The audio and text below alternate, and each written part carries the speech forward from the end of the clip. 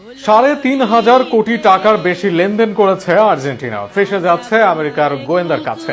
ইতোমধ্যে শুরু হয়েছে তদন্ত। আমেরিকার মাটিতে বসেই প্রায় ৩,৬০০ কোটি টাকার বেশি অস্বাভাবিক লেনদেন করেছে আর্জেন্টাইন ফুটবল ফেডারেশন।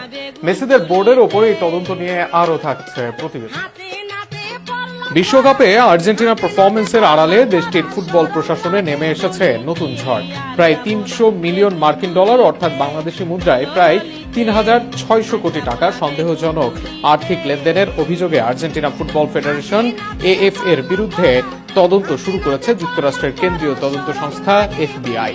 আর্জেন্টিনার শীর্ষস্থানীয় সংবাদপত্র লা নাসিওনের তথ্যের ভিত্তিতে স্প্যানিশ ক্রীড়া সংবাদ মাধ্যম মার্কা জানিয়েছে, এএফ এর সভাপতি ক্লাউদিও চিকি তাপিয়ার নেতৃত্বাধীন সংস্থার আন্তর্জাতিক আর্থিক কার্যক্রম এখন মার্কিন তদন্তকারীদের নজরদারিতে। যুক্তরাষ্ট্রের ব্যাংকিং ব্যবস্থাকে ব্যবহার করে কোনো